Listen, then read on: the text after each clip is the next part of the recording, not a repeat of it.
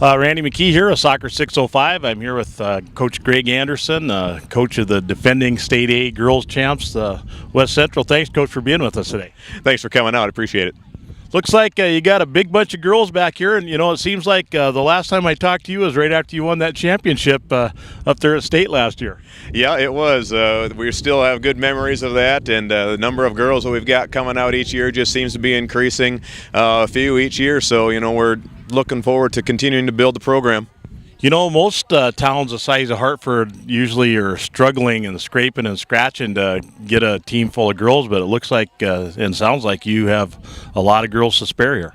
Yeah, we do. We're fortunate enough to have a lot of soccer players that are interested. And as I said last time we talked, a lot of the girls in the younger age group are still interested, and they see what our girls are doing. We not only draw from West Central and Hartford here, but we also have Tri-Valley girls that come and play with us too. We probably got about 6 of them, I think, this year that come from Tri-Valley. So, that helps having that interest there too. And I think we continue to get a few more every year from them as well. So it's just great to have so many girls that are interested in the sport. And you probably, being close to Sioux Falls, you probably have some girls who play a little club soccer too, don't you? We've got a couple of them that play club soccer, yep. A lot of the times we just get our girls from the fall season and then they turn over and they play a little bit of soccer in the springtime. A few of the girls do go out and play club, not large numbers of them, but a few of them do. And so we were talking a little bit earlier about the kind of the blend of kids in the different classes you got. So why don't you talk a little bit about how your age distribution is? We kind of have both ends of the spectrum there. We've got a group of seniors, about 8 seniors that we have on our team, and then our juniors and our sophomores are really pretty low in numbers. I think we've got 2 juniors on our team. And probably maybe a couple more sophomores with that. But then as we get down into the younger girls, especially that 7th and 8th grade range there, that we're getting quite a few of them out here too. So it's something that we can really use to help get them into the system, get them learning our program, learning from these upperclassmen that we've got so that we can continue our program and continue to succeed as we go. That makes a lot of sense in what you're talking about, and I think that probably kind of describes what you have going here. It's you have a program. Yeah, it seems like every year the ones that we lose, our seniors, they filled some big spots, but then we end up getting some of those younger girls that step up and replace those seniors that have left. We've got a pretty big senior class, like I said, this year that we're going to hate to miss, just like we did with the group last year and the year before as well. But, the youngsters just keep coming in and they fill in those roles really well. And, that really was what helps with West Central soccer. Every year it seems like the last few you start out the year with the target on your back and you have it all year long, and it looks like you've got several good teams building. Bellefouche is looking pretty good again this year. Harrisburg is going to be pretty tough. So is there any other teams out there that you're thinking you might be concerned about? We just can't take anybody for granted. I mean, we can't go into a matchup and think that we're going to win just because we've had success in the past few years. Like you said, Harrisburg, they've got a great group of young girls. They should be pretty successful this year, so we'll have to make sure that we prepare for them. Bellefouche is another one that always seems to play tough. In Sturgis, even last year, they've had great success last year, even in the state tournament, so they've got a group that is really improving as well. So you just can't take anybody for granted. I think with A soccer that we've got going on is really pretty competitive, and it's just getting more and more competitive. Other teams are building, and it should be a pretty level playing field, I think, throughout the whole group that we've got. And you're right. We are seeing more and parity all the time, and you've lost one of your best competitors, at least out of the state tournament, and St. Thomas More being a sanctioned team this year. Are you hearing anything here at Hartford about them advancing your team towards getting fully sanctioned? There's been a little bit of talk about it, but really at this point it's on the wayside right now. I don't expect anything to happen here next year or even the year after that.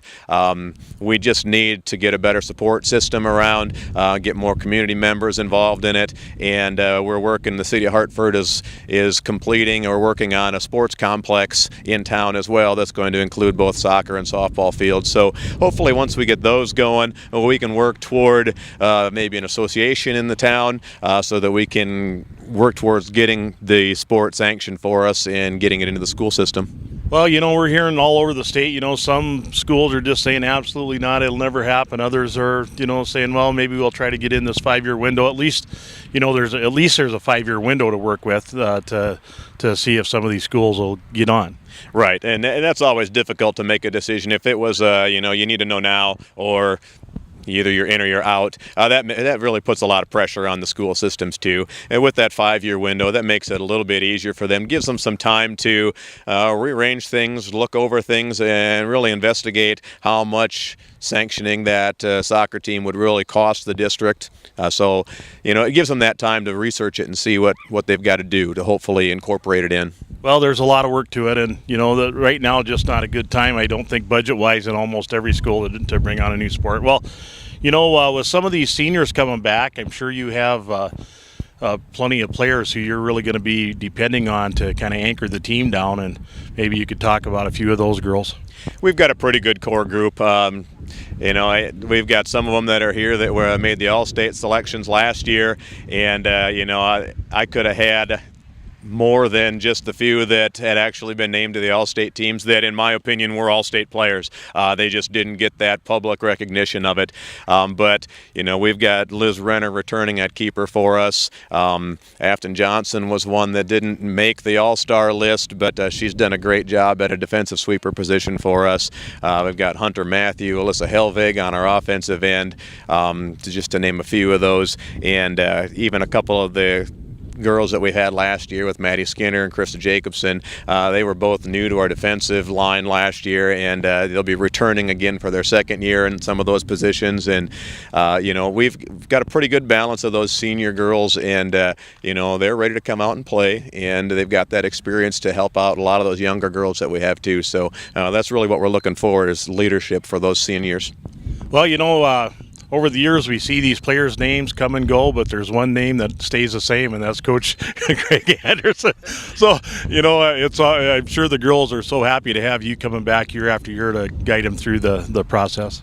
I hope so. They seem to, at least when I'm around, they seem to enjoy it. And I don't know what they say when they're not around here, but hopefully they're positive comments. I just enjoy coming out here, getting time to spend with those girls, teaching them the game of soccer and having them play, and they've just got such great positive attitudes. They work so well together, and with the younger girls that we have coming in, the older ones just bring them into the group, and they help getting that team cohesiveness right away, and that really helps those younger players too, gives them some confidence as well to make them feel like they are welcome and part of the team.